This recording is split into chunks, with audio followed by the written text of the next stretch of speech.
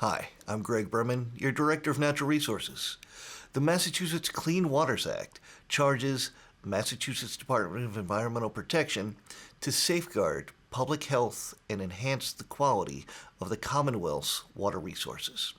To meet these responsibilities, Mass DEP established the Watershed Permitting Program, designed to restore and protect water quality. A watershed permit sets the standards, methods, and timelines needed to reduce nutrient pollution and achieve specific goals for water quality and habitat restoration.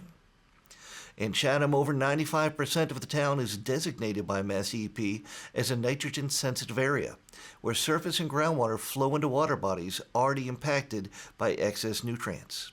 To address this, Chatham holds a watershed permit for Pleasant Bay and has submitted a notice of intent to secure a permit for the additional watersheds of Taylor's Pond, Milk Creek, Sulphur Springs, Bucks Creek, and Stage Harbor. To give additional perspective on the Pleasant Bay watershed permit and the ecological benefits of sewering, we're pleased to welcome Carole Ridley, coordinator of the Pleasant Bay Alliance and principal of Ridley and Associates, who will share her expertise and answer a few questions on the topic. Describe the Pleasant Bay Alliance watershed permit and Chatham's obligation that needs to be fulfilled. So nitrogen pollution coming from our watersheds has been identified as the #1 threat to water quality in Pleasant Bay and to many ocean waters in Chatham and around Cape Cod. In Pleasant Bay, we have a regulatory threshold for how much of that nitrogen pollution the waters can receive and still remain healthy. And that's essentially what's known as a total maximum daily load threshold, or TMDL. So presently we understand, and we studied this extensively through the School for Marine Science and Technology and Massachusetts DEP and all of the water quality volunteers who go out on a regular basis and collect data in our waters. We understand that we need to remove system-wide about 26,000 kilograms a year of nitrogen that is currently entering Pleasant Bay.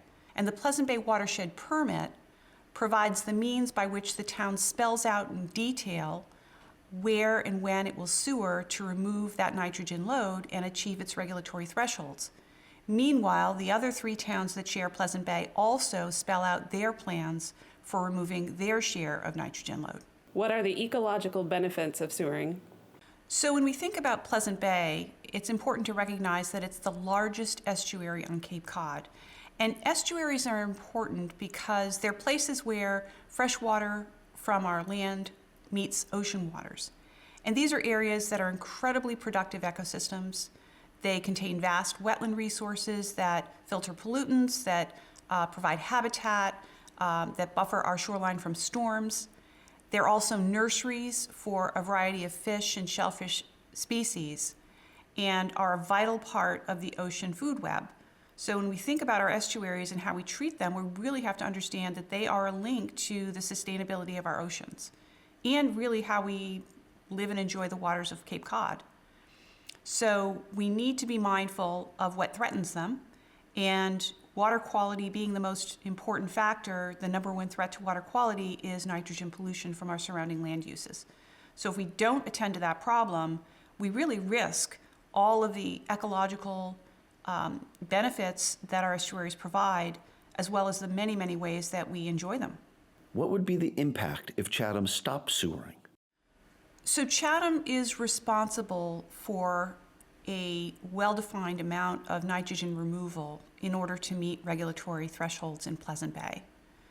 That is spelled out in the watershed permit, and it now has a clear path through sewering to achieve that regulatory threshold and obtain the necessary credits for that work through Massachusetts DEP.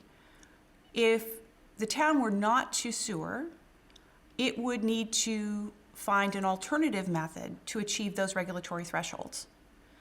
Or it would have to risk being out of compliance with those regulatory thresholds and any penalties that would be resulting from noncompliance.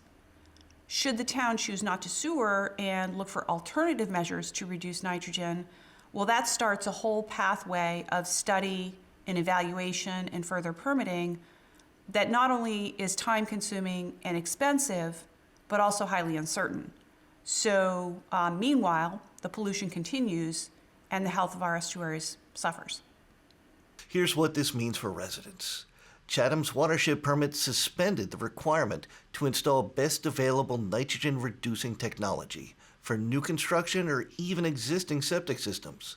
For homeowners, this could have meant installation costs of $20,000 to $40,000 or more. Hi, I'm Rob Faley. I'm the Director of Public Works for the town of Chatham. I'm here to talk about Chatham's sewer implementation plan. Chatham began sewering in the 1960s. It was primarily focused on the downtown area, along Main Street from Depot Road down to Mill Pond area, covered areas of Stage Harbor Road and Old Queen Anne Road, and it also went up Carole Road.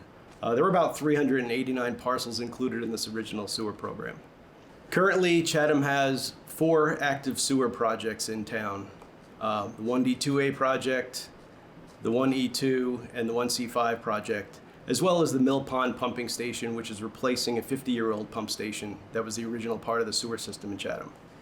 So the 1D2A project is nearing completion. Sewers areas on Meeting House Road, Mill Hill, Middle Road, and involves 2 pump stations, one on Twinefield and one at the corner of Meeting House and Route 28. There are approximately 114 parcels involved in the 1D2A project, and we expect the Board of Health to go out soon with hookup notifications.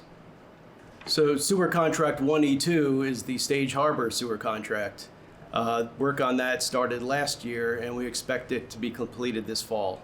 It involves Stage Harbor Road area and a lot of the side streets in that neighborhood. It also involves a large pump station down behind the Harbor Master's garage. 1E2 contains about 59 parcels. Contract 1C5 covers the Oyster Pond sewer extension.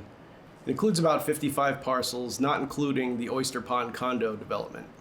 Construction on that project began in the fall of 2024 and expected to be completed in the fall of 2025. The Mill Pond Pump Station project began construction in the fall of 2024. We hope to have it completed, substantially completed by the summer of 2025. Mill Pond Pump Station was an original pump station to the town of Chatham. It's over 50 years old. It's in a really environmentally sensitive neighborhood. So the previous 4 construction contracts have already been funded. They have SRF approval at 0% financing. Town voters have already approved those contracts, and they're paid for. So far, there have been 1,056 properties hooked up to the town sewer system.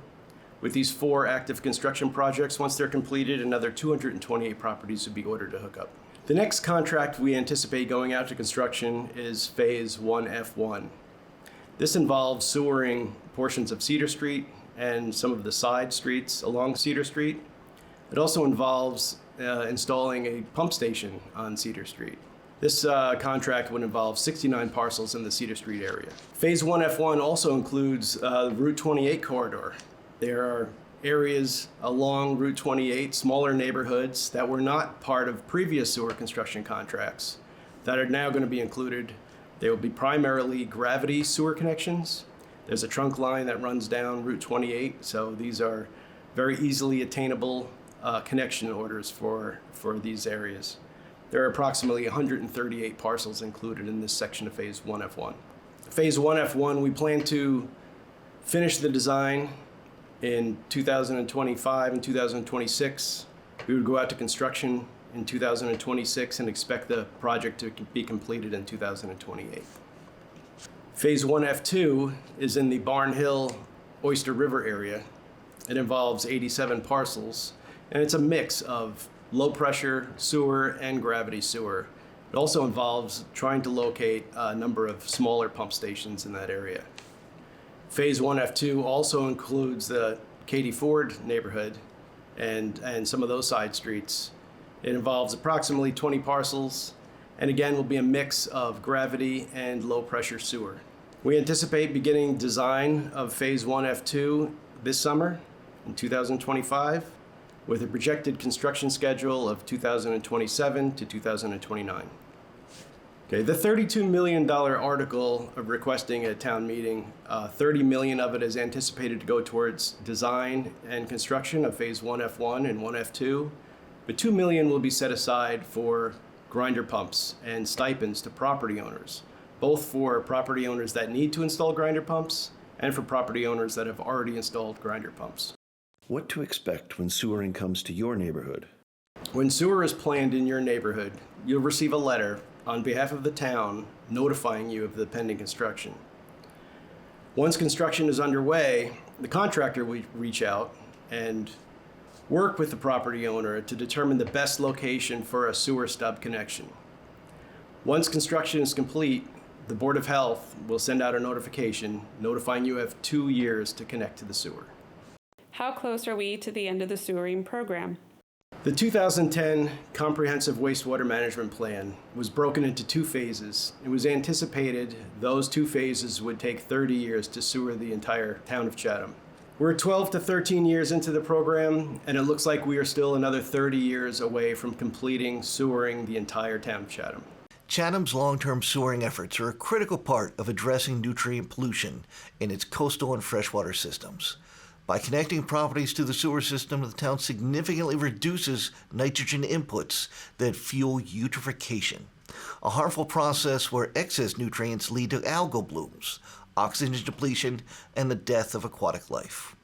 This proactive approach improves water quality, restoring critical habitats like eelgrass beds, which serve as nurseries for fish and shellfish, and supporting the health of shellfish, especially scallops, vital to the local ecosystem and economy.